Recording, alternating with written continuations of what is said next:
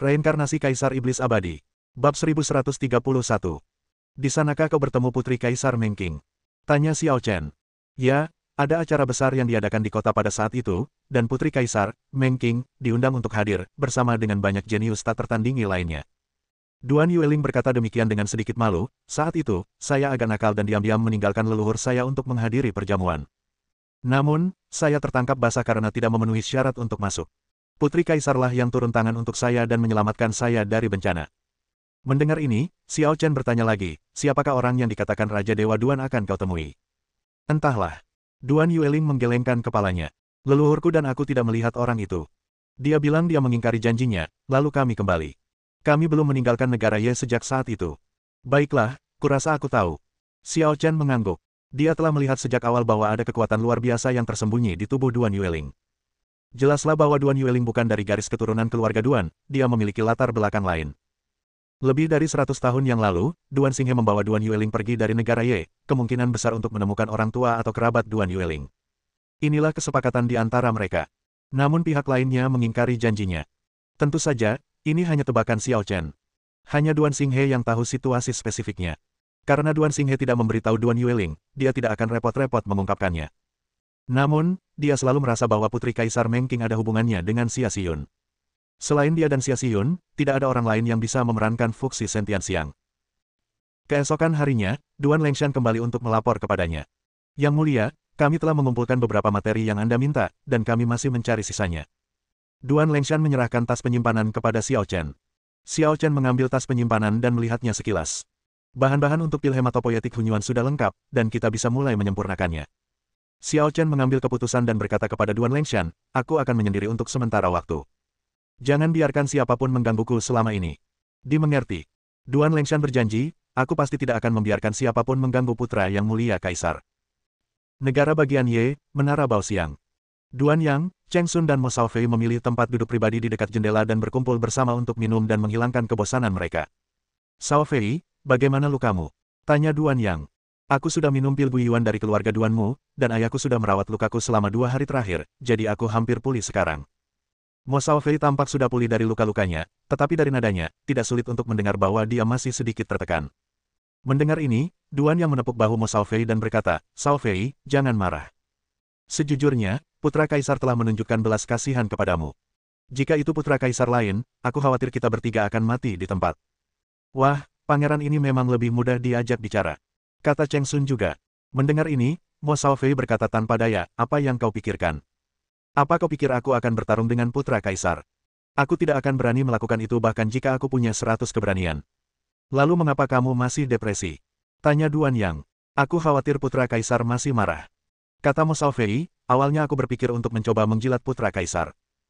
Jika aku bisa mendapatkan persetujuannya dan menjadi pengikutnya, aku akan memiliki kesempatan untuk meninggalkan negara Ye dan menunjukkan bakatku di panggung yang lebih besar. Sekarang, lihat apa yang terjadi, aku bahkan telah memusuhi Putra Kaisar. Aduh, ini nasib buruk kita.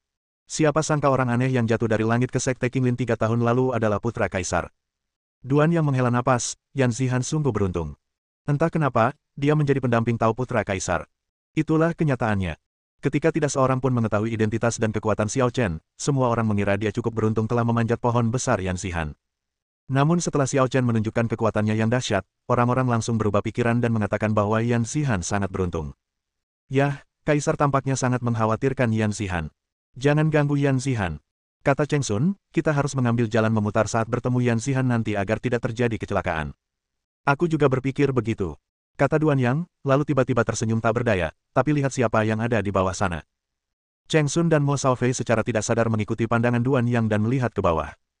Di jalan yang ramai, sekelompok orang kebetulan melewati Menara Baoxiang dan berjalan menuju istana. Di antara mereka, Yan Zihan, Luo Tai, dan pemimpin Sekte Qinglin Meng Lingtong tercantum secara menonjol. Yan Zihan, Mo Shaofei tercengang. Orang-orang dari Sekte Qinglin telah tiba. Kurasa Raja Dewa Duanlah yang memberitahu mereka untuk berkumpul membahas ramalan kemunculan Qilin 3 bulan lagi. Tebak Cheng Sun. Sudah puluhan tahun aku tidak ke ibu kota. Aku tidak menyangka keadaannya akan sama seperti dulu, tanpa kemajuan. Kata Luo Tai kepada Yan Zihan di sampingnya sambil mengamati pemandangan di kota, adik Yan, kalau ada kesempatan, kau harus jalan-jalan. Nanti kau akan tahu bahwa negara bagian Ye hanyalah tempat kecil, tak layak disebut-sebut. Tidak diragukan lagi bahwa nada bicara Luo Tai penuh dengan bualan. Selama lebih dari 10 tahun ia jauh dari rumah, ia telah melihat luasnya dunia luar dan tentu saja memandang rendah negara Ye. Namun Yan Zihan sepanjang jalan disibukkan dengan kekhawatirannya, dan betapapun Luo Tai membanggakannya, dia seolah tidak mendengarnya. Melihat ini, Luo Tai merasa sedikit marah. Pada saat ini, tiga sosok melompat turun dari gedung dan muncul di depan tim Sekte Qinglin. Anda. Ketika Luo Tai melihat ketiga orang itu, dia mula-mula tertegun, lalu sebuah seringai muncul di sudut mulutnya. Kalau saja aku pernah melihat ketiga orang itu, aku pasti akan menghampiri mereka dan berusaha menyenangkan mereka. Namun keadaannya sekarang berbeda. Dia tidak lagi menganggap serius tiga orang jenius terkenal dari negara Ye. Yan Zihan juga mengangkat kepalanya saat ini dan menatap Duan Yang, Mo Shaofei dan Cheng Sun, merasa semakin kesal. Luo Tai saja sudah cukup baginya untuk dihadapi, dan ketiga pria ini memiliki karakter yang sama dengan Luo Tai. Ia benar-benar tidak berminat untuk menghadapi mereka. Adik Yan, apakah mereka mengganggumu? Luo Tai tersenyum pada Yan Zihan, jangan khawatir, aku akan mengusir mereka. Setelah mengatakan ini, Luo Tai melangkah maju dan berkata kepada Duan Yang dan dua orang lainnya, Pangeran kedua, adik perempuan Yan adalah milikku mulai sekarang. Jika kalian tahu apa yang baik untuk kalian, lebih baik kalian tidak memikirkan adik perempuan Yan lagi. Duan Yang dan dua lainnya mendengar ini, ekspresi mereka langsung berubah, dan mereka berteriak di tempat. Luo Tai, apa yang kau katakan? Berani, itu keterlaluan. Mereka bertiga hampir tertawa karena marah. Apakah Luo Tai begitu berani hingga ia berani menyentuh wanita putra kaisar? Saudara Duan, Saudara Cheng, ini adalah kesempatan bagus bagi kita untuk pamer. Mo Shaofei tiba-tiba mengedipkan mata pada mereka berdua. Duan Yang dan Cheng Sun mengerti apa yang terjadi setelah mendengar ini. Luo Tai berkata kasar kepada Yan Zihan. Jika mereka membawa Luo Tai kepada putra kaisar untuk mencari pujian, setidaknya kaisar akan memandang mereka dengan mata baru. Bagaimana mungkin saya melewatkan kesempatan bagus seperti itu? Pergi, jatuhkan dia. Ketiganya bekerja sama secara diam-diam dan melepaskan kekuatan dahsyat langkah ketiga pencerahan pada saat yang sama, menggunakan semua keterampilan khusus mereka untuk membombardir Luo Tai. Luo Tai tentu saja sedikit bingung. Apa yang sedang terjadi? Dia hanya mengatakannya dengan santai, apakah perlu menyerangnya dengan begitu putus asa? Dia adalah versi terlahir kembali dari dirinya sendiri yang percaya diri dan tidak kalah berkemampuan dibandingkan siapapun dari ketiganya. Tetapi jika tiga orang bersatu, dia akan memukul mereka dengan kepala. Bab 1132. Tunggu, kalau kamu punya nyali, bertarung satu lawan satu, apa gunanya tiga orang mengeroyokmu? Luo Tai tidak dapat menahan diri untuk tidak berteriak. Persetan dengan pertarungan satu lawan satumu. Mo Shaofei mengutuk, dan mengumpulkan Dao Yuan di telapak tangannya. Tangan kirinya menyerap kekuatan badai, dan tangan kanannya mengendalikan kekuatan api ekstrim. Kombinasi kedua kekuatan ini menyebabkan gempa bumi yang mengguncang bumi. Jurus tertinggi angin dan api, raungan naga liar. Saat Feng Yan Fali menggunakan jurus pamungkasnya, jurus tersebut bagaikan seekor naga api yang menelan langit dan mengguncang dunia. Di sisi lain, Cheng Sun dan Duan Yang juga tidak ceroboh dan menggunakan kekuatan mereka dengan ganas. Gaya pedang gerhana. Tinju runtuhnya awan kehancuran. Tiga orang jenius teratas dari negara Ye menggunakan seluruh kekuatan mereka untuk menampilkan keterampilan unik mereka. Meskipun Luo Tai memiliki kekuatan luar biasa, ia masih merasa seperti belalang sembah yang mencoba menghentikan kereta perang. Peng! Engah! Luo Tai dipukuli begitu keras hingga ia muntah darah dan terbang kemana-mana, dan menabrak sebuah toko kecil di jalan. Kupikir kau punya bakat, tapi kau tidak tahan kalau dipukuli. Mo Shaofei mengeluarkan suara, oh, dan melompat ke dalam toko kecil tempat sebuah lubang besar digali, dan menarik keluar Luo Tai yang sudah seperti anjing mati. Yan Zihan menatap Luo Tai yang baru saja pamer di hadapannya dan langsung babak belur seperti ini dalam sekejap mata. Entah kenapa, ia merasakan kenikmatan yang tak terlukiskan di hatinya. Namun rasa senang itu segera ditepisnya. Karena dia tahu bahwa Mo Shaofei, Duan Yang, Cheng Sun dan dua orang lainnya adalah orang yang sama jenisnya dan tidak jauh lebih baik dari Luo Tai. Pangeran kedua, Tuan Muda Lembah, kau. Apa yang kau lakukan? Meng Lingtong bereaksi, terkejut dan marah, tetapi dia tidak berani menyerang secara langsung. Luo Tai sekarang menjadi harapan Sekte Qinglin, dan dia tentu tidak ingin Luo Tai menderita celaka. Namun, Duan Yang, Mo Shaofei dan Cheng Sun bersikap tidak masuk akal dan mulai memukuli Luo Tai. Apa kau tidak punya mata? Kami mendidiknya atas nama Sekte Qinglinmu. Mo Shaofei melirik Meng Lingtong dan sama sekali tidak menganggap serius pemimpin sekte itu. Dibandingkan dengan Lembah Feng Yan, Sekte Qinglin saat ini bahkan tidak layak membawa sepatu Lembah Feng Yan. Ini. Meng Lingtong marah tetapi tidak berani berbicara, jadi dia hanya bisa menelan amarahnya. Dia memutuskan untuk bertemu dengan Raja Dewa Duan nanti dan meminta Raja Dewa Duan untuk menegakkan keadilan. Di negara Ye, satu-satunya orang yang mampu menekan Lembah Feng Yan adalah Raja Dewa Duan. Nona Yan, kami sudah mengurus orang ini untukmu. Mo Shaofei meraih Luo Tai dan tersenyum pada Yan Zihan. Dulu kami seperti kodok yang mencoba memakan daging angsa. Kuharap kau bisa memaafkan kami dan melupakan semua itu. Kami berjanji tidak akan mengganggumu lagi. Kalau kau tidak suka, kami akan menghindarimu saat bertemu denganmu. Apa yang sedang kamu bicarakan? Yan Zihan benar-benar bingung. Mungkinkah orang ini telah mengubah kepribadiannya? Tetapi dia tidak akan mengatakan sesuatu yang merendahkan diri seperti seekor katak yang ingin memakan daging angsa, atau mengatakan bahwa dia akan mengambil jalan memutar saat dia melihatnya lain kali. Nona Yan, putra kaisar sudah memberiku pelajaran, jadi tolong jangan mempermalukanku lagi. Mo Shaofei mengira Yan Zihan masih marah padanya, dan berkata dengan wajah getir, bisakah kau memberiku kesempatan untuk berubah? Putra kaisar. Yan Zihan tercengang saat mendengarnya. Kamu tidak tahu. Mo Shaofei juga menyadari masalahnya dan berbalik untuk melihat Cheng Sun dan Duan Yang. Yan Zihan sepertinya tidak tahu bahwa rekan tahunnya adalah putra kaisar. Luo Tai dan orang-orang dari Sekte Qinglin juga tidak tahu, kalau tidak, mereka tidak akan berani menindas Yan Zihan lagi. Aku tidak mengerti. Tanya Yan Zihan bingung, apa hubungannya ini dengan putra kaisar? Haha, kau akan mengerti saat bertemu putra kaisar. Duan Yang tertawa. Ngomong-ngomong, kami ingin mengucapkan selamat padamu, Nona Yan. Mulai sekarang, setelah putra kaisar, negeri kecil Ye mungkin takkan bisa menyembunyikan burung phoenix sepertimu. Duan Yang berpikir dalam hati, karena putra kaisar tidak memberitahu Yan Zihan identitasnya, maka tidak perlu baginya untuk memberitahu Yan Zihan dengan jelas. Mungkin sang pangeran sengaja melakukannya untuk memberi Yan Zihan kejutan. Jika mereka memberitahu Yan Zihan sebelumnya, itu akan merusak rencana kaisar. Mungkinkah putra kaisar jatuh hati pada Yan Zihan? Pikiran Meng Lingtong sedang berpacu saat ini, dan dia bahkan tidak peduli dengan Luo Tai. Tentu saja dia tahu tentang rumor bahwa seorang pangeran telah datang ke negara Ye. Belum lama ini, putra kaisar Hedao menyebabkan gempa bumi besar, dan seluruh kerajaan Ye merasakan getarannya. Jika sang pangeran jatuh cinta pada Yan Zihan, itu akan menjadi masalah besar. Yan Zihan tidak hanya akan meraih ketenaran, tetapi status Sekte Qinglin juga akan meningkat. Pangeran kedua, apakah kaisar ada di istana sekarang? Tanya Meng Lingtong ragu-ragu. Tentu saja. Duan Yang melirik Meng Lingtong dan mencibir dalam hatinya. Ayo pergi, aku akan membawamu menemui kaisar. Duan Yang, Cheng Sun dan Mo Shaofei mengawal Luo Tai, yang keinginannya hampir hancur, masuk ke istana. Pada saat ini, Duan Xinghe, Zhang Yuantu, Fan Qing dan Mo Xuande kebetulan sedang mendiskusikan masalah di aula utama. Orang-orang dari Sekte Qinglin telah tiba. Duan Xinghe berdiri untuk menyambutnya. Meskipun Sekte Qinglin telah menurun, kita tetap harus memberi mereka setidaknya sedikit rasa hormat. Hah, ada apa dengan kalian? Duan Xinghe segera menyadari situasi Luo Tai. Dia memiliki sedikit kesan tentang Luo Tai. Dia tampaknya adalah murid berbakat dari Sekte Qinglin. Dia telah bertemu dengannya beberapa kali sebelumnya. Tentu saja, dia tidak ingat nama itu. Leluhur, orang ini tidak menghormati putra kaisar, jadi mari kita beri dia pelajaran. Kata Duan Yang. Pada saat ini, Luo Tai juga sedikit tersadar dan meronta dengan keras, putra kekaisaran apa? Kerajaan Ye yang kecil akan segera musnah. Di mana kita bisa mendapatkan putra kekaisaran? Luo Tai, diamlah. Kau tahu apa yang kau katakan? Meng Lingtong hampir mati ketakutan. Di hadapan Raja Dewa Duan, Luo Tai benar-benar berani mengatakan bahwa negara Ye akan binasa. Apakah ini benar-benar langkah yang berani? Master Sekte, bukankah kau bertanya padaku apa yang kulakukan di luar selama 10 tahun terakhir? Luo Tai mencibir, jangan takut untuk memberitahuku bahwa aku telah menemukan master yang sangat kuat di luar.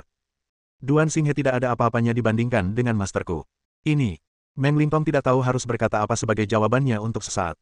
Lebih kuat dari Duan Xinghe. Mungkinkah dia adalah orang yang kuat di tingkat Hedao? Dunia luar sangat luas, dan ada banyak sekali orang yang lebih kuat dari Duan. Ini tidak perlu dikejutkan. Duan Xinghe cukup tenang dan berkata dengan acuh tak acuh, tapi kau baru saja mengatakan bahwa kerajaan Ye akan segera runtuh. Apa maksudmu? Apa maksudmu? Apa kau benar-benar tidak menyadari apapun? Tanya Luo Tai, negara Ye sekarang dikepung musuh.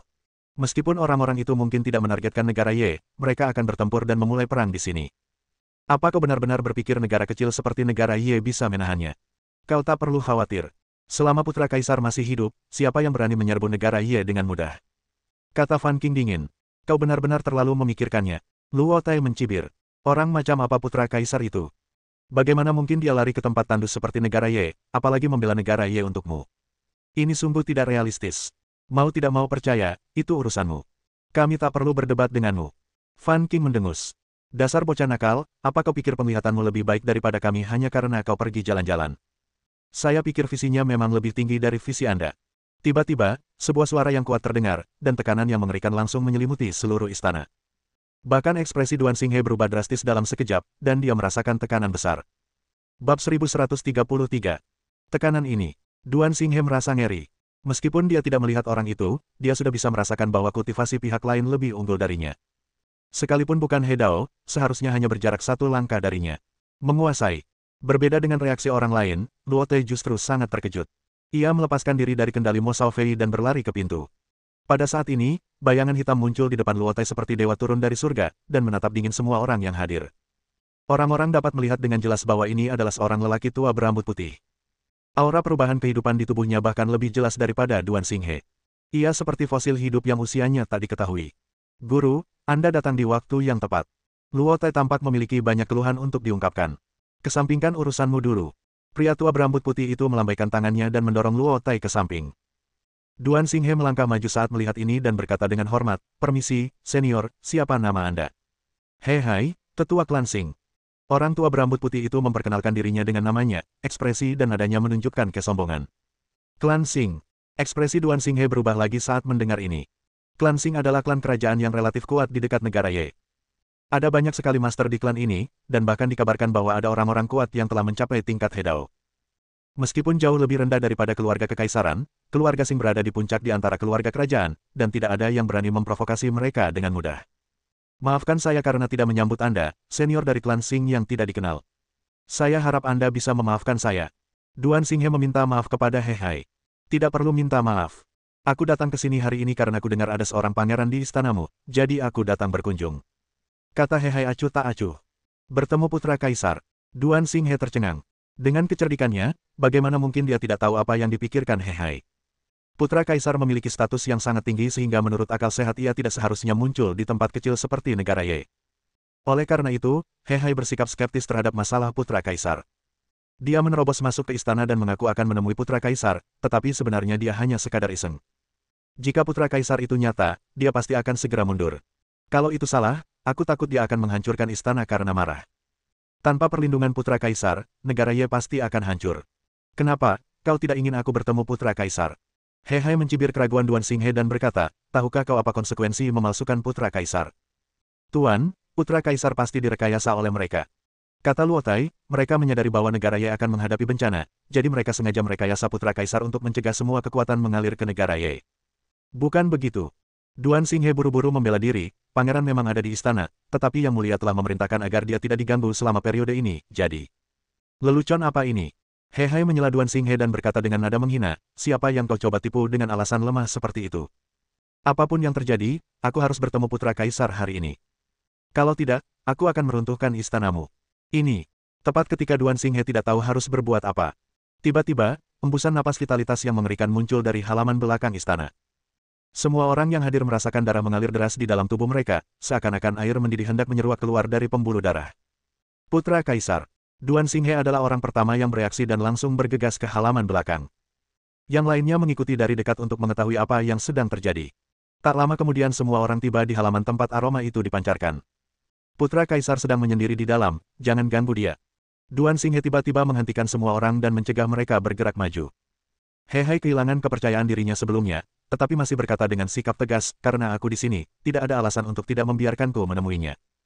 Setelah berkata demikian, dia membungkuk ke arah ruangan dan berkata, saya Hei dari klan Xing, dan saya ingin bertemu dengan Yang Mulia Putra Kaisar. Akan tetapi, tidak ada jawaban dari dalam rumah, suasana benar-benar sunyi. Hal ini tentu saja membuat Hei sedikit tidak senang, dan dia mulai ragu lagi. Luo Tai mencibir saat itu dan berkata, apa gunanya bersikap begitu misterius? Jika dia benar-benar putra kaisar, apakah dia akan takut bertemu tuanku? Luo Tai, jangan mencari kematian. Mo Xiaofei berteriak. Aku hanya berdiri di sini, dan dia akan membunuhku jika dia berani. Luo Tai mengambil risiko dan bertaruh bahwa tidak ada putra kaisar di rumah itu. Lagi pula, jika dia benar-benar putra kaisar dan telah jatuh cinta pada Yan Zihan, dia mungkin tidak akan bisa lolos dari kematian, jadi lebih baik bertarung sampai mati. Berani sekali kau. Duan Xinghe tak tahan lagi dan menatap Luo Tai lekat-lekat, putra kaisar suka ketenangan. Kalau kau berani bicara begitu lancang lagi di sini, jangan salahkan aku karena bersikap kasar. Raja Dewa Duan sangat sombong. Hei berdiri di depan Luo Tai dan mencibir, bagaimana kau bisa menggertak muridku hanya karena kau mau? Apa yang kalian perdebatkan? Tepat ketika situasi mulai tak terkendali, sebuah suara halus terdengar dari dalam rumah. Nadanya tidak keras, tetapi tampaknya memiliki keagungan tak terbatas, memberi orang rasa intimidasi dan penindasan yang datang dari jiwa. Kegentingan. Pintunya terbuka secara otomatis. Sesosok muda perlahan keluar dari rumah. Penampilannya sederhana dan biasa saja, namun membuat hati orang-orang bergetar tanpa sadar. Bukan hanya Hei dan Luo Tai, tetapi juga Yan Zihan yang penasaran dengan identitas sebenarnya dari putra kaisar tersebut. Sejujurnya, Yan Zihan sangat berkonflik dan terjerat di dalam. Karena dia berharap agar putra kaisar itu nyata, dia akan dapat menghalangi semua pihak dan mencegah orang luar yang siap melakukan tindakan apapun untuk dengan mudah menginjakkan kaki di negara Ye. Tetapi dia juga sedikit egois dan tidak ingin putra kaisar itu nyata. Karena menurut reaksi dan sikap Mo Xiaofei, Duan Yang dan Cheng Sun, putra kaisar juga tampak sebagai orang yang rakus akan kecantikan, dan ia takut akan menderita. Dia tidak berdaya menghadapi Luo Tai sendirian, apalagi seorang pangeran. Pada saat itu, dia benar-benar kehilangan kebebasannya sepenuhnya. Jadi, ketika pintu terbuka secara otomatis, jantungnya berdebar kencang. Namun, saat dia melihat wajah asli orang yang dihormati sebagai putra kaisar oleh Duan Shenwang dan lainnya, dia seperti tersambar petir dan berdiri di sana dalam keadaan linglung. Xiao Chen, bagaimana mungkin? Yan Zihan tidak pernah membayangkan bahwa dia dan Xiao Chen akan bertemu lagi secepat ini, pada kesempatan seperti ini dan dengan cara seperti ini. Apakah ini putra kaisar yang kau bicarakan? Haha. Tiba-tiba Luo Tai ikut tertawa terbahak-bahak, tawanya agak gila, dan ada tanda-tanda air matanya mulai jatuh. Untuk sesaat, dia benar-benar takut seorang pangeran akan keluar dari rumah, dan kemudian dia tidak akan bisa mati bahkan jika dia memiliki 100 nyawa. Namun kini, dia merasa lega, benar-benar lega. Benar saja, apa yang disebut sebagai putra kaisar itu hanyalah tipuan. Aduh, apakah ini juga dianggap putra kaisar? Meng Lingtong dan orang-orang dari Sekte Qinglin mendesah dan menggelengkan kepala, tampak sangat kecewa. He Hai menatap Luo Tai, lalu Yan Zihan, dan kemudian pada orang-orang dari Sekte Qinglin, matanya berkedip-kedip seolah sedang memikirkan sesuatu. Yang mulia, hamba tidak kompeten dan telah mengganggu Anda. Duan Xinghe tidak dapat menghentikan Yuyu berbicara dan meminta maaf kepada Xiao Chen. Tidak apa-apa, minggir saja. Karena kau mencariku, aku akan mengurusnya sendiri. Kata Xiao Chen dengan tenang. Baik, Duan Xinghe minggir dengan hormat. Xiao Chen. Pada saat ini, Yan Zihan tiba-tiba bergegas maju dan bertanya dengan cemas, mengapa kamu belum meninggalkan negara Ye? Dia tahu latar belakang Xiao Chen dengan sangat baik. Dia jelas hanya seorang ascender yang naik dari alam bawah. Bahkan Dao Yuan pun baru saja bertransformasi. Bagaimana mungkin dia putra kaisar? Situasinya sangat serius sekarang. Jika terbongkar, tidak akan ada tempat untuk menguburnya. Tidak, jangan sampai terekspos. Luo Tai dan orang-orang dari Sekte Qinglin ada di sini, dan mereka pasti akan ragu. Situasi ini tidak dapat dipertahankan lagi dan kebohongan pasti akan runtuh. Bab 1134. Aku masih punya beberapa hal yang harus kuurus. Ini belum waktunya meninggalkan negara Ye. Xiao Chen menatap Yan Zihan dan berkata, minggir dulu. Aku akan bicara denganmu setelah aku menyelesaikan masalah ini. Jangan keras kepala begitu. Pria ini adalah tetua klan Xing, dan kultivasinya lebih tinggi daripada Raja Dewa Duan. Kata Yan Zihan cemas. Kau terlalu naif. Bahkan jika aku tidak bersikap tegas, bisakah situasi ini diselesaikan? Xiao Chen menggelengkan kepalanya, lalu menatap He Hai dan berkata, tidakkah kau pikir begitu? Hehe, kalau ada yang pura-pura jadi putra kaisar, aku takut aku cuma bisa diam saja. Kata He Hai sambil tersenyum paksa. Tuan, dia jelas bukan putra kaisar. Dia hanya sampah yang secara tidak sengaja jatuh ke Sekte Qinglin 3 tahun lalu. Kata Luo Tai. Semua orang di Sekte Qinglin tahu tentang ini. Kalau tidak percaya, tanya saja mereka. He Hai mendengar ini dan menatap Meng Lingtong dan yang lainnya dan bertanya, apakah ini benar? Senior, memang benar. Kata Meng Lingtong dengan hormat, pria ini jatuh ke Sekte Qinglin 3 tahun lalu dan langsung kehilangan kesadaran. Dia koma selama 3 tahun dan baru saja sadar kembali. Karena fakta telah membuktikan bahwa putra kaisar yang disebutkan oleh Mo Xiaofei dan Duan yang sepenuhnya fiktif, maka He Hai dari klan Xing adalah orang yang paling berkuasa di tempat kejadian, jadi tentu saja dia harus antri. Haha, apa ada yang ingin kau katakan lagi? He Hai melirik Xiao Chen, Duan Xinghe, dan yang lainnya sambil mencibir. Padahal sejak awal dia sudah curiga kalau putra kaisar itu palsu, kalau tidak dia tidak akan berani gegabah menerobos masuk ke istana untuk menguji kebenarannya. Tujuan Duan Xinghe dan lainnya melakukan ini sangat sederhana.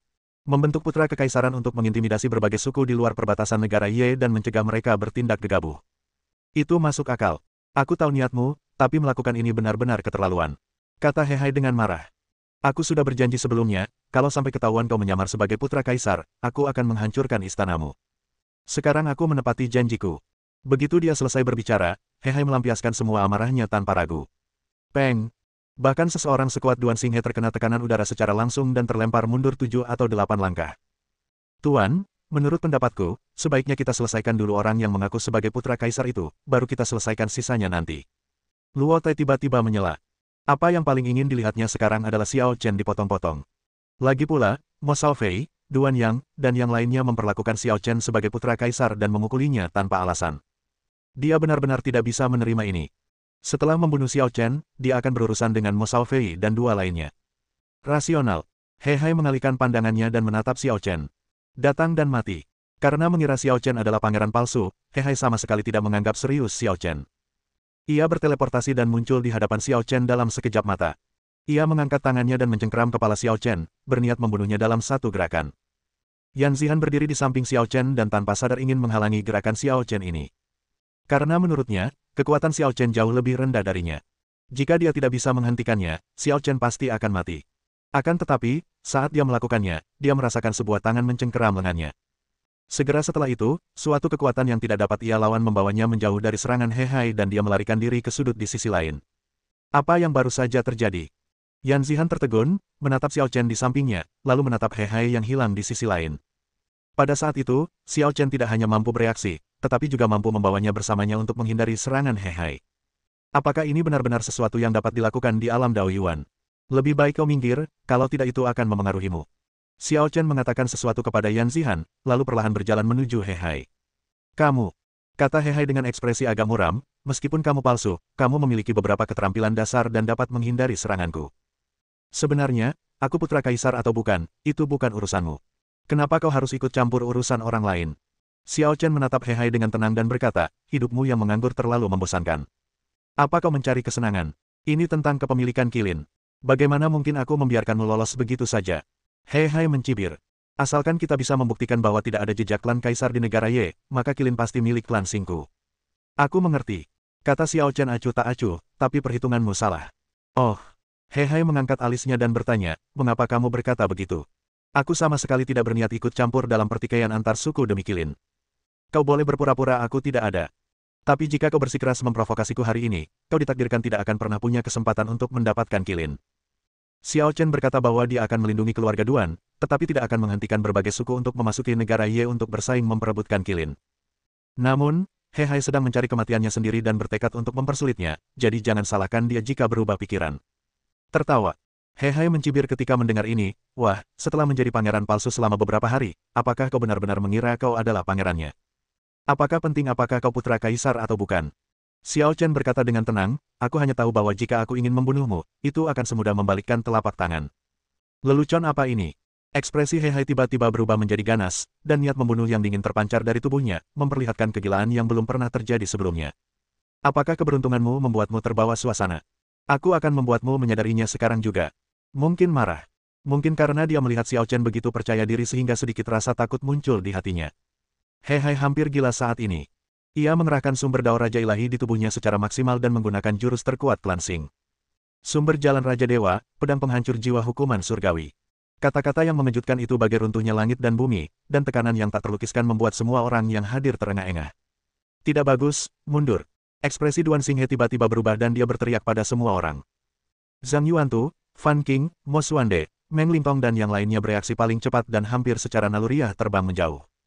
Segera setelah itu, Mo Shaofei, Duan Yang, Cheng Sun, Yan Zihan, Luo Tai dan lainnya menyadari bahwa ada sesuatu yang salah dan segera mengevakuasi tempat kejadian. Ledakan. Tepat saat semua orang meninggalkan halaman, ledakan kepunahan melanda seluruh halaman, menghancurkan segalanya menjadi debu. Kekuatan yang mengerikan, kata Zhang Yuantu dengan rasa takut yang masih tersisa saat dia melayang di udara. Jika kita terlambat selangkah saja, kita semua akan mati. Fan Qing juga berkata. Bahkan Luo Tai tampak ketakutan. Baru saja, He Hai tidak peduli bahwa dia ada di sampingnya. Jika Duan Xinghe tidak berteriak padanya dan dia bereaksi, dia pasti sudah terbunuh di tempat. Tidak. Duan Xinghe juga melarikan diri ke area aman, tetapi dia masih berkata dengan ekspresi serius, jangkauan kekuatan itu seharusnya tidak sekecil itu. Lihat ke bawah. Semua orang melihat ke bawah dan terkejut mendapati halaman itu masih terbungkus bola energi hitam, yang menyusut dan mengembang. Itu seperti bom waktu yang dapat meledak kapan saja. Begitu meledak, seluruh istana akan rata dengan tanah. Xiao Chen, apakah dia baik-baik saja? Ekspresi Yan Zihan berubah beberapa kali, dan dia sangat khawatir. Xiao Chen menerima pukulan telak dari He Hai secara langsung dan tidak dapat melarikan diri seperti yang lainnya. Saat ini, ia masih berada di halaman, bertarung mati-matian dengan He Hai. Bab 1135. Energi hitam itu tidak meledak, malah menyusut dan mengembang dari waktu ke waktu.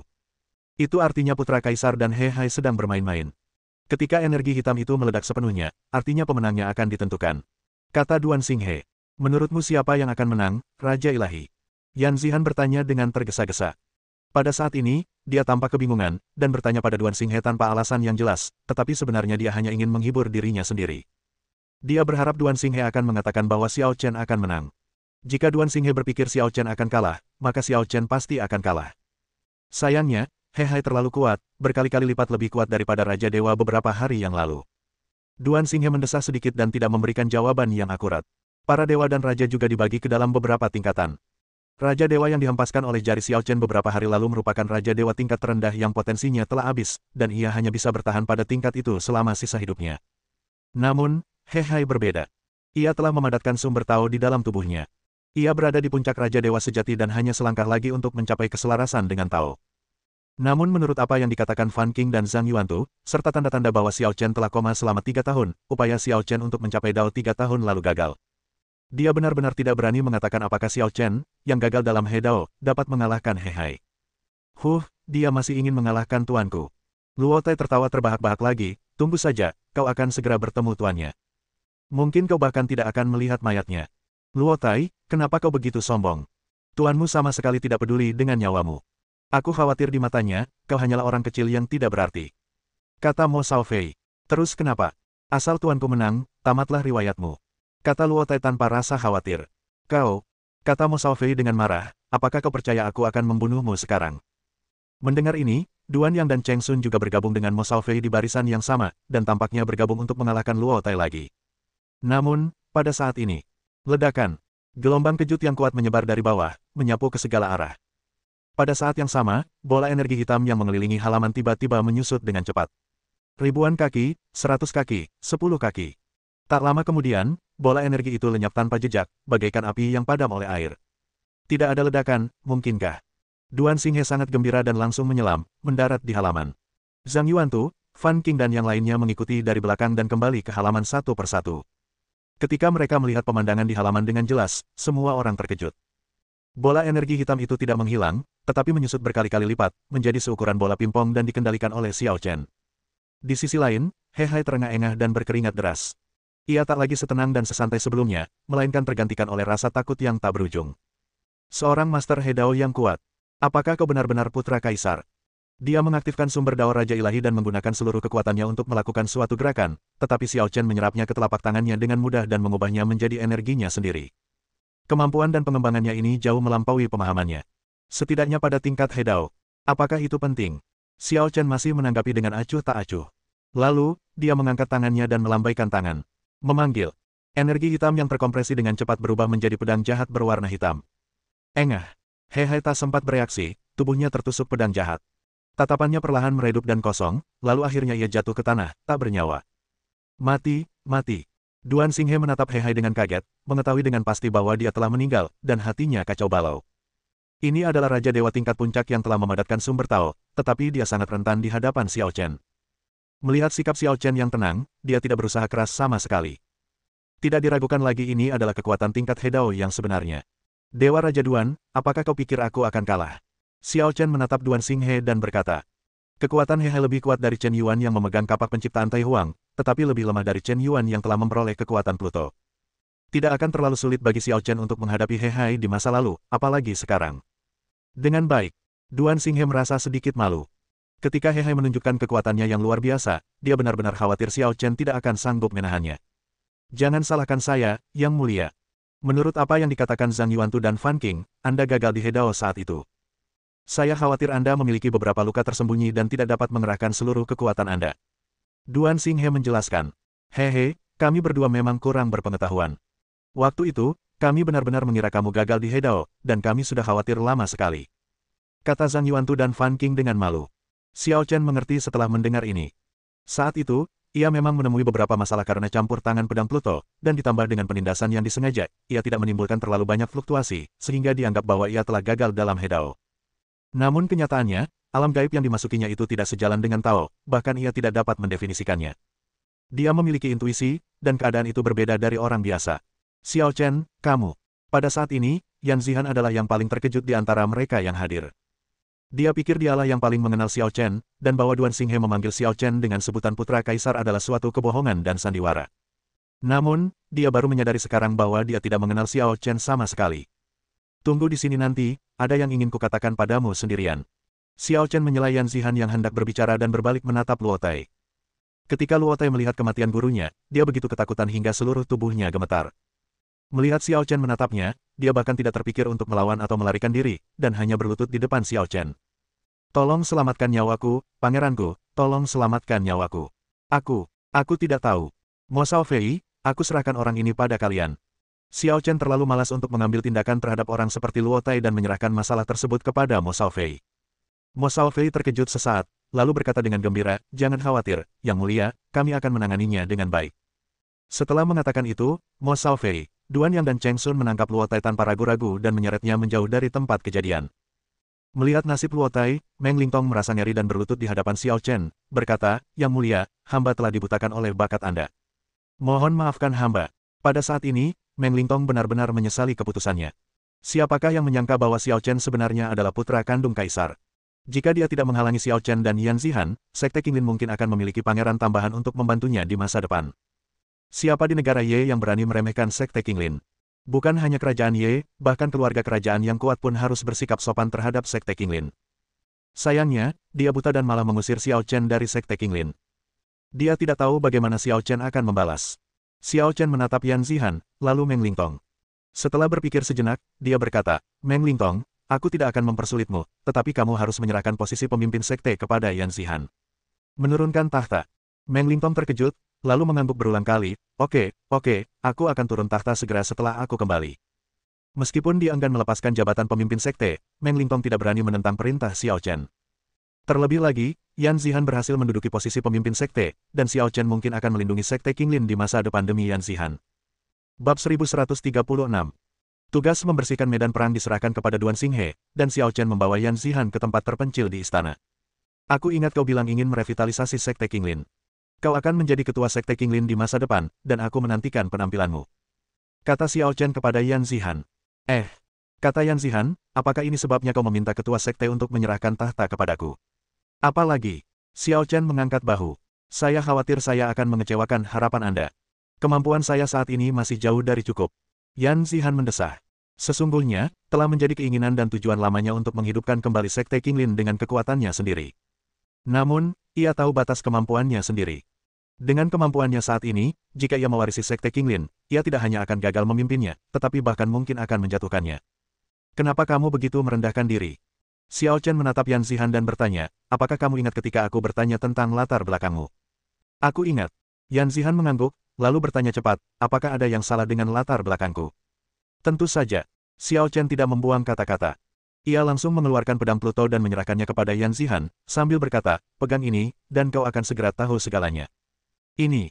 Saat Yan Zihan melihat pedang Pluto, dia tiba-tiba merasakan perasaan aneh di hatinya dan menjadi gelisah. Itu adalah denyutan yang berasal dari darah dan dari kedalaman jiwa. Yan Zihan mengulurkan tangan dan mengambil pedang Pluto tanpa sadar. Dalam sekejap, kekuatan mengerikan yang begitu dahsyat yang tidak dapat dibayangkan Yan Zihan dan belum pernah dialaminya sebelumnya mengalir ke tubuhnya dari pedang Pluto. Hampir seketika, hambatan yang menahannya di langkah kedua pencerahan hancur total, memaksa wilayahnya mencapai langkah ketiga pencerahan. Terlebih lagi, ini baru permulaan, kekuatan teror masih terus melonjak. Namun, tak lama kemudian, Yan Zihan mulai terengah-engah, tampak pucat, dan tubuhnya terasa kelebihan beban. Tepat saat dia merasa akan mati kelelahan, sebuah tangan mencengkeram pedang Pluto, langsung menekan kekuatan yang tak terkendali itu, yang membuat Yan Zihan merasa lega. Terima kasih, terima kasih." Yan Zihan berkeringat deras dan hampir tidak bernapas. Xiao Chen merebut pedang Pluto dari tangan Yan Zihan dan mengayunkan jarinya ke arah pedang itu. Dalam sekejap, sebuah rune aneh muncul, membentuk segel misterius. "Setelah mengalami momen ini, kau harus tahu bahwa meskipun pedang ini memiliki kekuatan yang luar biasa, ia bukanlah sesuatu yang bisa kau cerna dalam semalam, jadi kau tidak bisa mencapai level tertinggi dalam semalam. Saat berlatih, ingatlah untuk membidik tinggi." Xiao Chen sengaja membiarkan Yan Zihan menyentuh pedang Pluto yang tidak tersegel agar dia merasakan sensasi kelebihan beban. Karena dia tidak yakin apakah keyakinan Yan Zihan terhadap Taoisme cukup kuat dan apakah dia bisa menahan godaan kekuatan yang begitu kuat. Setelah pengalaman ini, dia seharusnya lebih membumi dan tidak berpuas diri hanya karena dia memiliki harta. "Aku telah menyegel pedang Pluto untukmu. Kau akan mengandalkan pedang Pluto saat berlatih nanti. Segel itu akan dilepaskan secara bertahap, dan kekuatan Pluto akan mengalir ke dalam dirimu secara bertahap." Xiao Chen kembali menyerahkan pedang Pluto kepada Yan Zihan. "Maksudmu, pedang ini untukku?" kata Yan Zihan kaget. "Tentu saja, ini milikmu." Melihat ekspresi bingung Yan Zihan, Xiao Chen menjelaskan, "Entah sudah berapa generasi berlalu, tapi kau punya leluhur yang dikenal dunia sebagai Pluto. Pedang ini adalah pedang pribadinya, dan saat ia meninggal, ia menyegel seluruh kekuatannya ke dalam pedang ini. Aku yakin kau juga merasakan getaran darah yang aneh tadi. Setelah berbicara tentang Pluto, Xiao Chen juga berbicara singkat tentang Chen Xin. Meskipun Yan Zihan masih bingung, dia mungkin mengerti sebagiannya, dan dia merasakan kekaguman dan keanehan terhadap Xiao Chen. Kekuatan yang terkandung dalam pedang Pluto pastinya sangat membantu Xiao Chen, namun karena titipan lisan dari seseorang yang tidak begitu dekat dengannya, Xiao Chen tidak berniat mengambil pedang Pluto untuk dirinya sendiri dan membantunya di mana-mana. Terima kasih. Yan Zihan berpikir lama, tetapi selain mengucapkan terima kasih, dia tidak dapat menemukan kata lain untuk mengungkapkan rasa terima kasihnya kepada Xiao Chen. Jika kau benar-benar ingin berterima kasih padaku, tunjukkan hasilmu. Xiao Chen berkata dengan nada tenang. Kekuatan Pluto bisa dikatakan pedang bermata dua. Ia bisa membuat orang mendapatkan kekuatan dahsyat dalam waktu singkat, tetapi juga bisa membuat orang melupakan niat awal mereka. Jika Yan Zihan, setelah memperoleh kekuatan Pluto, menuruti kekuatan ini dan berhenti berjuang demi kemajuan, dia akan menjadi tidak berguna.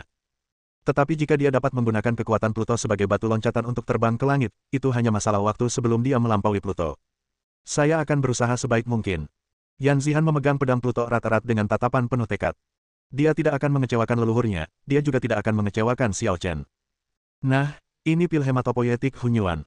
Pil ini bisa membangkitkan garis keturunanmu dengan cepat dan mengintegrasikan kekuatan Hades dengan lebih baik. Xiao Chen menyerahkan pil olahan itu kepada Yan Zihan. Faktanya, bahan-bahan yang dikumpulkan Duan Lengshan hanyalah bahan-bahan biasa. Alasan mengapa pil hematopoietik Hunyuan dapat berhasil disempurnakan adalah berkat teratai hijau keos. Vitalitas kacau yang meletus saat ramuan itu rampung juga berasal dari teratai hijau kekacauan. Setelah menangani urusan Yan Zihan, Xiao Chen terbang keluar istana. Tentu saja, dia tidak akan langsung meninggalkan negara Ye, tetapi datang ke Gunung Qilin dekat Sekte Qinglin. Qilin. Xiao Chen berdiri tinggi di atas Gunung Qilin, indera spiritualnya meliputi seluruh Gunung Qilin, melakukan penyelidikan ala karpet. Namun, tidak ditemukan apapun.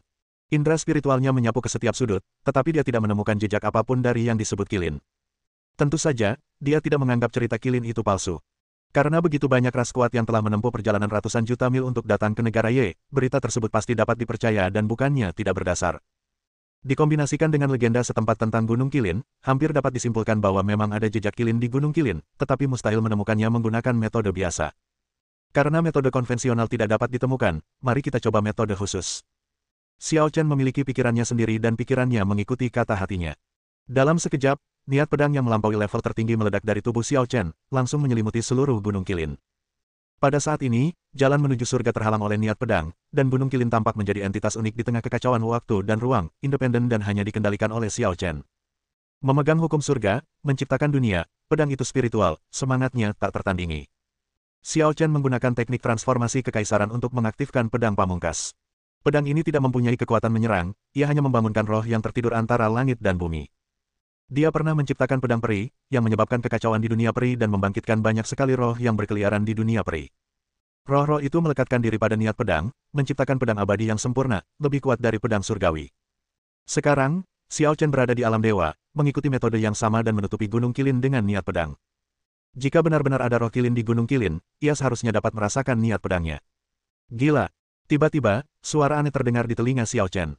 Kesadaran tajam Xiao Chen segera melihat bayangan hijau yang sangat cepat bergerak di udara, dan dalam sekejap bayangan itu muncul dalam wujud lengkapnya di hadapannya. Bab 1137. Itu adalah makhluk yang belum pernah dilihat Xiao Chen sebelumnya. Ia memiliki beberapa kesamaan dengan Qilin yang digambarkan dalam mitologi bumi, tetapi juga banyak perbedaan. Namun, Xiao Chen setidaknya dapat mengenali bahwa itu adalah anak Qilin, mungkin hanya sebesar anak anjing berusia 2 bulan. Seluruh tubuh Qilin berwarna hijau, dan tampaknya ia sangat cepat. Ia berlari lebih cepat daripada kilat dan hampir dapat mendistorsi kehampaan. Anda harus tahu bahwa ini adalah alam para dewa, dan struktur spasialnya beberapa tingkat lebih kuat dari dunia abadi. Distorsi ruang di alam dewa benar-benar berbeda dengan distorsi ruang di alam abadi. Gurgel-gurgel.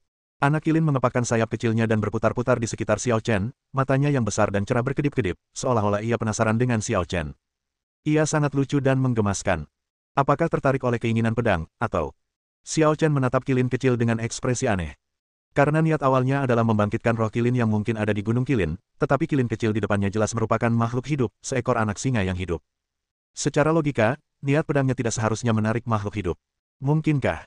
Xiao Chen tengah memikirkan sesuatu, mencoba mengungkap jejak aura kacau dari Chaos Green Lotus.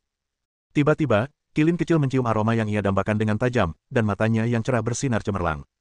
Ia mulai menggosok-gosokkan tubuhnya pada Xiao Chen dengan kuat, ingin menyerap lebih banyak aura kacau itu.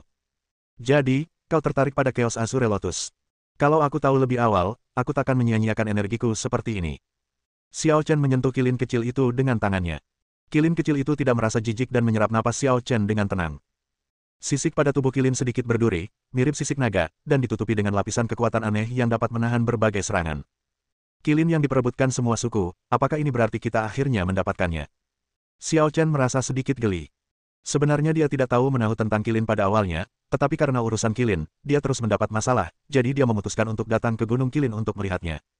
Menurut ramalan, kilin akan muncul di dunia dalam 3 bulan. Namun kini, dia tampaknya telah mengubah ramalannya. Cek-cek, kawan, kau benar-benar mengejutkanku. Tiba-tiba, terdengar suara yang familiar. Di atas kehampaan, bayangan hitam yang ditemui di langit di luar angkasa belum lama ini muncul lagi, menatap Xiao Chen dan kilin kecil di pelukan Xiao Chen sambil tersenyum. Kenapa kamu selalu suka memata-matai orang lain? Hobi ini tidak cocok untuk statusmu. Xiao Chen sama sekali tidak terkejut saat melihat bayangan hitam itu. Niat pedang yang baru saja dia gunakan memiliki jangkauan yang luas. Dengan tingkat kultivasi orang ini, dia pasti bisa merasakannya selama dia berada di dekat negara Ye. Tentu saja, setelah kilin kecil muncul, dia membubarkan niat pedangnya. Kalau tidak, dia yakin pihak lain tidak akan bisa mendekati Gunung Kilin. Oh, kau tahu identitasku? Tanya bayangan hitam itu dengan heran. Entahlah. Xiao Chen menggelengkan kepalanya. Tapi aku bisa merasakan kau belum terlalu tua, tapi kultivasimu lebih kuat dari He Hai. Kau seharusnya sudah berada di level He Dao sejati. Di antara generasi muda di alam dewa, orang yang bisa mencapai tingkat He Dao mungkin adalah putra kaisar, yang ditakuti semua orang. Xiao Chen telah membuat kesimpulan ini saat dia berada di surga melampaui surga. Orang ini adalah putra kandung kaisar. Tidak ada yang salah dengan tebakanmu. Bayangan hitam itu terkekeh. Bagaimana mungkin seorang pangeran kaisar yang bermartabat punya waktu untuk lari ke tempat liar seperti negara Ye dan menyembunyikan kepalanya serta memperlihatkan ekornya? Kata Xiao Chen ringan. Itu hanya iseng. Aku ingin melihat seperti apa rupa kilin yang legendaris itu. Tentu saja, kalau memungkinkan, aku akan membawa kilin pulang. Kata bayangan hitam itu. Tapi aku tidak menyangka anomali sepertimu akan muncul. Sebuah anomali. Xiao Chen tetap tanpa ekspresi. Benarkah? Bayangan hitam itu menatap Xiao Chen dengan tatapan tajam. Kitab suci meramalkan bahwa kilin akan muncul dalam 3 bulan. Tapi kau gagal meramalkannya dan menemukan kilin sebelum itu. Kau terlalu bergantung pada ramalan. Masa depan penuh dengan variabel. Ramalan itu hanyalah tebakan informasi umum, bukan kepastian mutlak. Kata Xiao Chen acuh tak acuh. Tidak. Bayangan hitam itu menggelengkan kepalanya. Kitab suci adalah harta paling berharga di langit dan bumi. Ramalannya biasanya sempurna. Ia memperhitungkan segala sesuatu dan kemudian menyimpulkannya. Satu-satunya kondisi yang dapat membatalkan ramalan adalah munculnya faktor-faktor di luar perhitungan kitab suci, yang mengubah hasilnya. Secara abstrak, nubuat dalam kitab suci surgawi dapat dianggap sebagai masalah aritmatika komputer. Memasukkan semua kondisi ke komputer dan akhirnya mendapatkan hasilnya setara dengan prediksi. Namun apabila operator ceroboh dan melewatkan suatu kondisi dan gagal memasukkannya ke dalam komputer, komputer akan memberikan jawaban yang salah. Demikian pula, ramalan kilin gagal karena kitab surgawi tidak memperhitungkan Xiao Chen. Kau datang ke sini bukan hanya untuk berbicara kepadaku tentang teori takdir dan sebab akibat, kan? Tanya Xiao Chen. Tentu saja, ini hanya catatan tambahan. Target utamaku tetaplah kilin. Bayangan hitam itu tertawa lagi. Sekarang setelah aku melihat kilin dengan mata kepalaku sendiri, bagaimana mungkin aku membiarkannya begitu saja? Tapi sekarang semuanya ada di tanganku. Kata Xiao Chen ringan. Sahabatku, apa kau benar-benar naif, atau kau pura-pura bodoh? Kau ingin mengambil makhluk mitos seperti kilin tanpa perlu menumpahkan darah. Bayangan itu mencibir. Kata-kata ini kedengarannya kejam, tetapi tidak diragukan lagi kebenarannya. Hal ini berlaku di dunia kultivasi manapun. Mustahil bagi sebuah harta karun muncul di dunia tanpa melalui pertempuran sengit dan badai berdarah. Jika kamu ingin merampoknya, itu tergantung pada kemampuanmu. Tentu saja, Xiao Chen tidak akan melepaskan kilin. Setelah melemparkan kilin kecil ke dunia batin, ia menghadapi bayangan hitam itu secara langsung. Apa kau serius? Ini seru. Nada suara bayangan hitam itu dipenuhi kegembiraan, darahnya mendidih, dan semangat juangnya tinggi. Pada saat ini, lebih baik dikatakan bahwa dia lebih tertarik pada Xiao Chen daripada pada kilin. Peng! Tanpa peringatan, ia mencondongkan tubuh ke depan dan melesat maju, menciptakan celah di ruang hampa tempatnya berdiri. Bayangan hitam itu melesat ke arah Xiao Chen secepat kilat. Meskipun jaraknya jelas cukup dekat, dia masih dalam wujud bayangan gelap, dengan kekuatan misterius di sekelilingnya, dan wujud aslinya sama sekali tidak terlihat.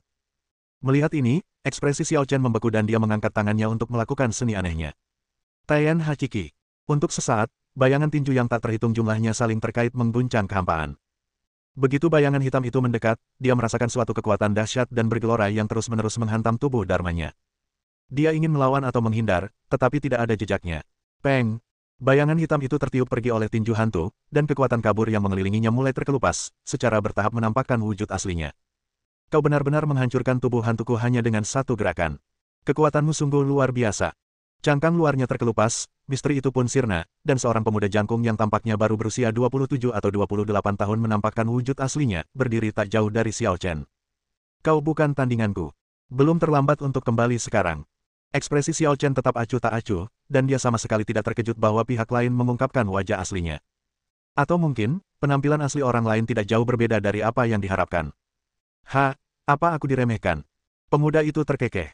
Ini benar-benar pertama kalinya dalam hidupku. Bab 1138. Kau putra kaisar, jadi kau pasti sombong. Tapi aku berbeda dari lawan-lawan yang pernah kau hadapi sebelumnya. Xiao Chen menatap pemuda itu dengan tenang dan berkata, hargai hidupmu dan berhentilah di tepi tebing. Pemuda jangkung itu sedikit terkejut ketika mendengar ini, lalu tertawa terbahak-bahak dan berkata, sahabatku, aku telah melihat semua jenis orang jenius yang sombong, angkuh, dan lancang dalam hidupku, tetapi kamu benar-benar memberiku perasaan yang istimewa dan unik. Seharusnya kau bersyukur menyadari ini. Kata Xiao Chen tenang, Qilin sekarang milikku. Kau boleh pergi sekarang. Dari awal hingga akhir, Xiao Chen tidak pernah merasakan niat membunuh dari pemuda itu. Tindakan pemuda itu terhadapnya jelas hanya iseng saja. Seolah-olah dia sudah lama tak terkalahkan, dan tiba-tiba bertemu dengan lawan yang mampu menarik perhatiannya, dia pun tak kuasa menahan keinginannya untuk bertarung dengan penuh gairah. Di mata anak muda, Qilin mungkin tidak lagi begitu penting. Pihak lain tidak berniat membunuh, dia hanya ingin bertarung, jadi Xiao Chen menunjukkan belas kasihan. Pergi. Pemuda jangkung itu menggelengkan kepalanya. Aku tidak bisa melakukan perjalanan ini dengan sia-sia. Aku harus mendapatkan sesuatu. Bahkan jika aku tidak mendapatkan Qilin, aku akan menghajarmu. Kau tidak bisa mengalahkanku. Xiao Chen menegaskan lagi. Mungkin saja tidak. Kau belum melihat kekuatanku. Kata pemuda jangkung itu. Benarkah? Xiao Chen berpikir sejenak dan berkata, kalau begitu, kita batasi pertarungannya menjadi 10 gerakan. Pemenangnya akan ditentukan setelah 10 gerakan. Kalau aku menang, kau akan melakukan sesuatu untukku, bagaimana? Tentu. Pria muda jangkung itu langsung setuju dan tampak sedikit tidak sabar. Kenapa kau begitu terus terang? Apa kau tidak takut aku akan menuntutmu dengan cara yang tidak masuk akal? Tanya Xiao Chen sambil tersenyum. Aku belum memikirkan masalah ini, karena kau tidak bisa mengalahkanku. Kata pemuda jangkung itu dengan percaya diri. Xiao Chen tercengang mendengar ini. Kalau begitu, biarkan aku melihat kemampuanmu yang sebenarnya. Negara Ye, Istana Kerajaan. Duan Xinghe menerima pesan dan mulai mencari Xiao Chen dengan tergesa-gesa. Namun, tidak ada seorang pun di istana yang mengetahui keberadaan Xiao Chen. Pada akhirnya, dia hanya menemukan Yan Zihan. Nona Yan, apakah Anda tahu kemana putra kaisar pergi? Dia keluar, tapi tidak bilang mau kemana. Yan Zihan menggelengkan kepalanya, menunjukkan bahwa dia tidak tahu keberadaan Xiao Chen. Ini, apa yang harus kita lakukan sekarang? Duan Xinghe sangat cemas. Dewa Raja Duan, ada apa? Tanya Yan Zihan. Aduh, saya baru saja menerima kabar dari kepala istana Tiansheng yang lama, yang mengatakan bahwa pasukan di perbatasan negara bagian Ye sudah siap bergerak, dan telah mulai melintasi garis pertahanan dan resmi memasuki wilayah negara bagian Ye. Kata Duan Xinghe, sangat serius. Yan Zihan juga menjadi gugup saat mendengar ini. Jika kekuatan asing itu masuk ke negara ini, niscaya akan menimbulkan penderitaan yang amat besar bagi rakyat. Saat ini, hanya putra kaisar yang bisa menyelesaikan masalah ini, tetapi kita tidak bisa menemukannya sekarang. Apa yang harus kita lakukan? Tanya Duan Xinghe cemas. Duan Xinghe, jangan khawatir. Tiba-tiba, suara yang familiar terdengar, membuat Duan Xinghe dan Yan Zihan keduanya senang. Wow! Cahaya menyambar dan Xiao Chen muncul di depan mereka berdua, seolah-olah dia baru saja tiba. Yang mulia, senang bertemu Anda. Di perbatasan. Aku tahu. Kalau kita bergegas ke perbatasan bersama sekarang, mungkin kita bisa melihat pertunjukan yang bagus. Xiao Chen menyela Duan Xinghe. Pertunjukan yang bagus. Duan Xinghe tertegun. Kamu akan tahu saat kamu sampai di sana. Saat bepergian jarak jauh, orang pada umumnya tidak terbang secara langsung, tetapi memiliki alat terbangnya sendiri. Sebagai keluarga kerajaan, keluarga Duan bahkan membangun pesawat ruang angkasa yang beberapa kali lebih cepat dari kecepatan terbang Raja Dewa yang kuat. Setelah Duan Yueling, Duan Yang, Mo Shaofei, Cheng Sun, Zhang Yuantu, Fan Qing dan lainnya mengetahui hal itu, mereka juga bergegas ke garis depan untuk memberikan dukungan. Meskipun Xiao Chen merasa tidak ada gunanya bagi mereka, pesawat ruang angkasa itu cukup besar untuk mengangkut lebih dari selusin orang, jadi dia memutuskan untuk pergi bersama untuk menonton kesenangan. Pesawat ruang angkasa itu lepas landas, menggunakan kemampuan lompatan luar angkasanya untuk mencapai kecepatan yang tak terlukiskan, menempuh jarak ratusan ribu mil dalam sekejap. Hanya butuh waktu setengah hari bagi mereka untuk mencapai perbatasan negara Ye. Saudara Duan, kamu akhirnya sampai. Sosok tua terbang mendekat. Dia adalah kepala istana Tiansheng yang lama, seangkatan dengan Duan Xinghe, dan mereka adalah sahabat karib. Dia juga seorang raja dewa dalam kultivasi, tetapi sedikit lebih lemah dari Duan Xinghe. Dia mengenali bahwa pesawat ruang angkasa itu milik keluarga kerajaan dari keluarga Duan, dan segera tahu bahwa Duan Xinghe lah yang membawa orang ke sini, jadi dia langsung pergi untuk menyambut mereka di luar pesawat ruang angkasa.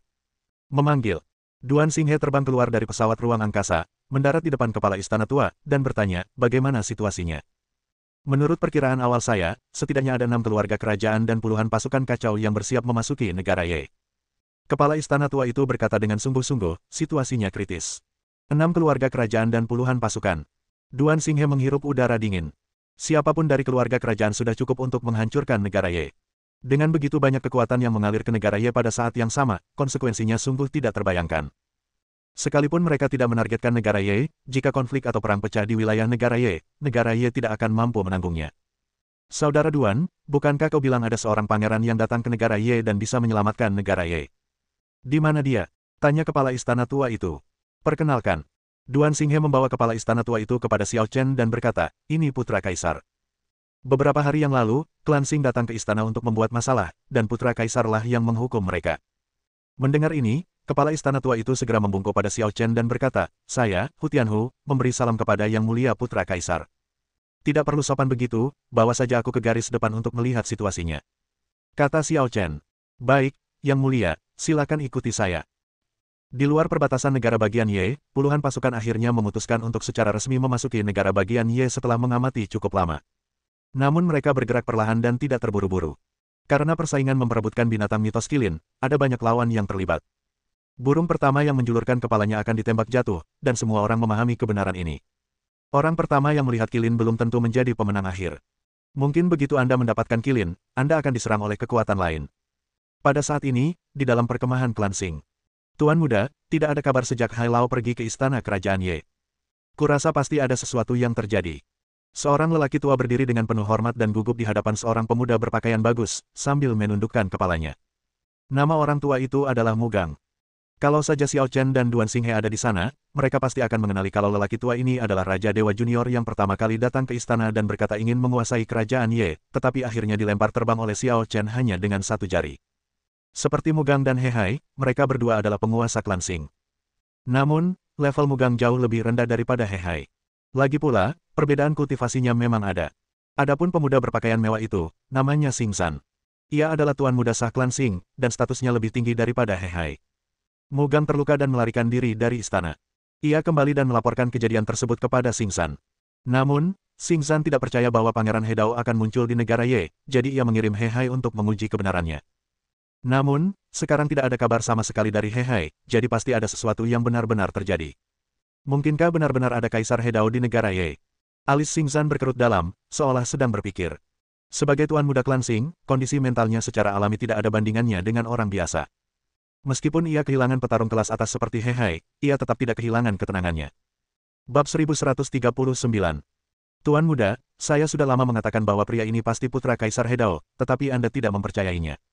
Mugang tentu saja merasa sedikit dirugikan. Saat dia terlempar oleh jari Xiao Chen, dia sudah sangat menyadari kengerian Xiao Chen. Tetapi ketika dia kembali untuk melapor, Xing San dan He Hai tidak mempercayainya dan menyebutnya sia-sia, mengatakan bahwa mustahil seorang pangeran dinasti He Dao muncul di negara Ye. Sekarang, He Hai juga gagal dan berada dalam kondisi kritis, membuktikan bahwa dia tidak berbohong. Aku pernah berbuat salah padamu sebelumnya, tapi aku selalu merasa ada yang salah. Kata Xing San. Ada apa? Tanya Mugang. Entahlah, itu cuma perasaanku. Xing San menggeleng. Kurasa kita harus berhenti mengkhawatirkan hal ini. Tindakan kita sudah membuat putra kaisar marah. Kalau kita terus di sini, aku khawatir kita akan mendapat masalah. Saran Mugang, Tuan Muda, haruskah kita mundur? Jangan terburu-buru. Kata Xing San, ada lebih dari 20 kekuatan yang mengincar negara Ye saat ini. Kita harus lihat apakah pangeran akan membela negara Ye. Jika dia melakukannya, kita akan segera mundur. Jika dia tidak peduli dengan masalah ini, itu tidak akan menghalangi perjuangan kita untuk Qilin. Baiklah, mari kita tunggu dan lihat. Kecuali klan Xing, kekuatan lain tidak menyadari keberadaan Xiao Chen dan tidak menganggap serius kerajaan Ye. Pada saat ini, mereka tampaknya sudah cukup menunggu dan secara mengejutkan sepakat untuk menyeberangi perbatasan dan memasuki negara bagian Ye. Meskipun masih ada lebih dari 2 bulan sebelum waktu yang diprediksi, selalu merupakan ide bagus untuk memasuki pasar lebih awal. Sepertinya ada penjaga di garis pertahanan Ye. Apa yang harus kita lakukan? Penjaga macam apa mereka? Mereka cuma semut. Hancurkan saja mereka. Pasukan utama sama sekali mengabaikan apa yang disebut garis pertahanan dan langsung mengerahkan pasukan mereka langsung ke dalam. Di dalam garis pertahanan, Duan Xinghe, Hu Tianhu, dan yang lainnya berdiri di tembok tinggi, mengamati kerumunan orang yang padat dari segala arah bergerak menuju negara Ye. Sepertinya badai akan datang, dan mereka semua sangat gugup. Yang mulia, bisakah Anda keluar dan mengintimidasi mereka? Pinta Duan Xinghe, jika kita membiarkan mereka masuk, rakyat Ye pasti akan menderita. Kubilang, aku di sini cuma mau nonton. Kata Xiao Chen enteng. Ah, sedang menonton kesenangan. Duan Xinghe tertegun dan merasa makin panik. Bukankah Xiao Chen berniat membantu? Xiao Chen. Yan Zihan hendak berbicara. Set. Xiao Chen memotongnya dan berkata dengan tenang, lihat saja baik-baik dan jangan bicara apapun. Yan Zihan bingung ketika mendengar ini. Dia yakin bahwa Xiao Chen bukanlah tipe orang yang akan mengingkari janjinya dan membakar jembatan setelah melewatinya. Karena aku sudah berjanji pada Duan Xinghe, aku pasti tidak akan tinggal diam. Tapi, apa yang terjadi? Tepat ketika semua orang bingung. Tiba-tiba, sesosok misterius terbang dari langit dan mendarat di luar garis pertahanan, menghadapi puluhan pasukan penyerang secara langsung. Mengaum dengan bangga sepanjang masa. Sosok misterius itu melepaskan tekanan absolut dan mengeluarkan raungan panjang, mengguncang dunia. Puluhan pasukan, termasuk beberapa keluarga kerajaan yang kuat dan puluhan ribu pasukan, semuanya terkejut pada saat ini, dengan ekspresi ketakutan dan hati yang ketakutan. Kekuatan yang mengerikan, Master He Dao yang kuat. Bagaimana mungkin orang kuat setingkat He Dao muncul di negara kecil Ye? Kudengar Putra Kaisar He Dao datang ke negara Ye. Mungkinkah dia? Apa? Putra Kaisar? Benarkah itu? Awalnya saya pikir itu hanya rumor yang disebarkan oleh negara Ye untuk melindungi dirinya sendiri, tetapi sekarang tampaknya itu mungkin benar. Semua kekuatan utama berhenti dan mulai berdiskusi. Pada saat ini, sosok misterius itu meraung keras dan berkata dengan agung, siapapun yang berani menginjakkan kaki di negara Ye hari ini akan melawan klan Yuiku. Suku berbulu. Semua kekuatan yang hadir terkejut dan semakin memperlihatkan rasa takut. Klan Yui, salah satu dari 10 klan kekaisaran besar di alam Dewa Timur. Mustahil, kan? Suku Yui berada ratusan juta mil jauhnya dari negara Ye. Jangankan ramalan yang keasliannya tidak diketahui, bahkan jika kilin asli ditempatkan di hadapan mereka, mereka tidak akan tergoda. Untuk apa mereka bersusah payah datang ke sini? Sulit untuk mengatakannya. Bagaimanapun, kilin adalah binatang mitos kuno, dan praktis telah punah di alam dewa. Tidak mengherankan jika klan kekaisaran menginginkannya. Apa yang harus kita lakukan? Katanya, memasuki negara Ye berarti melawan klan Yui. Haruskah kita menyerah? Semua kekuatan utama mulai bergerak. Beberapa orang merasa bahwa klan Yui tidak bisa dianggap remeh dan mulai mempertimbangkan untuk mundur. Namun ada pula orang yang tidak mau menyerah, tidak mau melihat penantian dan usaha yang begitu lama menjadi sia-sia, dan tidak mau mundur. Pada saat itu, seorang raja ilahi yang kuat terbang dan mendarat di hadapan pemuda misterius itu. Ia menunjuknya dan berteriak, anak muda, apa yang kau bicarakan? Bisakah kau mewakili suku berbulu? Tentu saja dia bisa mewakili klan berbulu. Tiba-tiba, suara dingin dan tumpul datang dari langit. Lalu, semua orang melihat sebuah tangan besar yang sangat menakutkan terulur. Peng! Sebelum Raja Dewa dapat bereaksi terhadap apa yang terjadi, ia dihempaskan ke tanah oleh sebuah telapak tangan, tanpa seorang pun mengetahui apakah ia masih hidup atau sudah mati. Ini, seorang Raja Ilahi ditampar ke tanah. Semua orang yang hadir merasa ngeri. Tanpa penjelasan atau belas kasihan, itu sama saja seperti menginjak semut. Itulah Raja Dewa. Ini adalah wilayah yang tidak dapat dicapai oleh banyak orang sepanjang hidup mereka. Hei, Paman, kenapa Paman ada di sini? Pemuda misterius itu sangat terkejut, dan jelas dia tidak menyangka orang yang menyerangnya itu. Jiang Feng, kau terlalu keras kepala. Sebagai putra kaisar, kau berlari sejauh ini tanpa sepatah kata pun. Jika aku tidak mencari aura harta karun tertinggi Taichu pada dirimu, aku sungguh tidak akan bisa menemukanmu. Ketika kata-kata itu diucapkan, semua orang yang hadir semakin terkejut. Jiang Feng. Mungkinkah pemuda ini adalah Jiang Feng, pangeran klan Yui? Ya Tuhan, apakah benar-benar ada pangeran di negara Ye? Ya ampun, kita tidak bertindak gegabah, kalau tidak, kita akan menyinggung suku berbulu dan akan mati. Kilin memang hebat, tapi tak ada gunanya mempertaruhkan nyawamu padanya. Ya. Negara Ye dilindungi oleh suku berbulu. Kita jelas tidak bisa masuk. Ayo kita kabur. Tanpa menunggu Jiang Feng berbicara kedua kalinya, puluhan kekuatan di sekitarnya dengan cepat mundur seperti air pasang, takut mereka akan dimusnahkan jika mereka terlambat selangkah. Apakah kamu akan pergi sekarang? Jiang Feng tidak menyangka semuanya akan sesederhana itu. Jiang Feng, kalau kau sudah muak dengan semua ini, kembalilah bersamaku. Kau seharusnya tahu betapa beratnya beban yang kau pikul. Sekarang bukan saatnya kau bertindak gegabah. Di atas langit, seorang pria kuat dari klan berbulu berkata dengan nada serius. Oke, paham. Jiang Feng setuju dengan tidak sabar, lalu berbalik dan berteriak ke arah Xiao Chen. Xiao Chen, aku sudah melakukan apa yang kujanjikan padamu. Tapi ingat, ini hanya kecelakaan. Suatu hari nanti, aku akan mengalahkanmu dengan kekuatanku yang sebenarnya. Kita tunggu saja. Jawab Xiao Chen acuh tak acuh. Kalau begitu kita akan bertemu lagi. Jiang Feng berkata, lalu dia melompat, terbang ke ujung langit, dan menghilang. Segera setelah itu, aura kuat di langit juga menghilang, tidak pernah memperlihatkan wujud aslinya. Oke, masalahnya terpecahkan, ayo kembali. Xiao Chen berbalik dan menatap Duan Xinghe dan yang lainnya yang tampaknya belum pulih dari keterkejutan mereka. Bab 1140. Apakah ini akhirnya? Duan Xinghe jelas menyadarinya terlambat dan masih tidak bisa bereaksi. Xiao Chen sebenarnya tidak mengambil tindakan apapun, tetapi hanya mengajak mereka menonton kesenangan saja. Yang mulia, apakah Anda kenal Jiang Feng, pangeran dari klan berbulu? Duan Xinghe bertanya tanpa berpikir. Tetapi begitu dia menanyakan pertanyaan itu, dia merasa bahwa dia menanyakan pertanyaan yang sama sekali tidak ada artinya. Karena keduanya adalah putra kaisar, tidak mengherankan jika Xiao Chen mengenal Jiang Feng. Bagaimanapun, mereka berasal dari lingkaran yang sama dan keduanya sangat berbakat. Meskipun orang kuat dari klan berbulu yang tidak pernah memperlihatkan wajah aslinya itulah yang mencuri perhatian sekarang, dia menamparkan Raja Dewa yang kuat ke tanah dengan tamparan, yang mengejutkan semua kekuatan. Tetapi Duan Xinghe dapat merasakan bahwa kekuatan Jiang Feng sebenarnya tidak lebih lemah dari orang kuat dari klan berbulu. Tidak ada alasan, hanya karena Jiang Feng adalah kaisar klan Yui. Putra kaisar tidak hanya mewakili sebuah identitas, tetapi juga bakat yang luar biasa dan kekuatan tempur yang mengerikan. Mungkin rana orang kuat dari klan berbulu lebih tinggi daripada Jiang Feng. Jiang Feng baru berada di tahap awal Hedao, sementara ia telah mencapai tahap tengah Hedao, atau bahkan tahap akhir Hedao. Tetapi jika mereka bertarung, dia mungkin bukan lawan Jiang Feng. Para jenius setingkat kaisar pada dasarnya tak terkalahkan di ranah yang sama selama tidak ada perbedaan ranah yang besar di antara mereka. Tidaklah sulit sama sekali bagi seseorang yang berada di tahap awal Hedao untuk mengalahkan orang biasa yang berada di tahap akhir Hedao. Tentu saja, ini bukan fokus Duan Xinghe. Yang dikhawatirkan Duan Xinghe adalah apa yang dikatakan Jiang Feng kepada Xiao Chen sebelum dia pergi. Jiang Feng berkata bahwa dia telah melakukan apa yang dia janjikan kepada Xiao Chen. Kali ini hanyalah sebuah kecelakaan. Lain kali dia akan menggunakan kekuatan sejatinya untuk mengalahkan Xiao Chen. Meskipun sangat tidak jelas, sebenarnya tidak sulit untuk menebaknya. Sebelum ini, Xiao Chen dan Jiang Feng pernah bertengkar, dan Jiang Feng akhirnya kalah dari Xiao Chen dan terpaksa menerima salah satu syarat Xiao Chen. Syarat Xiao Chen adalah membiarkan Jiang Feng maju untuk mengusir semua kekuatan. Begitu kesimpulan ini keluar, kekaguman Duan Xinghe terhadap Xiao Chenzi menjadi semakin tak terbatas dan dia benar-benar terkesan. Lagi pula, Xiao Chen baru berhasil di Hedao paling lama 3 tahun lalu, sementara Jiang Feng sudah lama terkenal di alam Dewa Timur dan telah mencapai tahap awal Hedao puluhan tahun lalu. Namun dalam pertarungan antara Xiao Chen dan Jiang Feng, Xiao Chen justru menang. Ini sungguh tidak dapat dipercaya. Aku tidak terlalu dekat dengannya. Ini hanya taruhan biasa. Jangan terlalu dipikirkan, kata Xiao Chen enteng. Ya, aku mengerti. Duan Xinghe tidak berani bertanya lagi. Ancaman eksternal telah teratasi, dan bencana di negara bagian Ye akhirnya dapat dihindari secara diam-diam. Kebanyakan orang tidak tahu apa-apa tentang insiden ini dari awal hingga akhir. Ketika Xiao Chen memasuki dunia batin lagi, dia menemukan ada sedikit lebih banyak kegembiraan di sini. Xiao Xing, jangan lari. Di ladang hijau, Ling Xiaozu dan Jasmine bergerak maju mundur secepat kilat, mengejar bayangan hijau.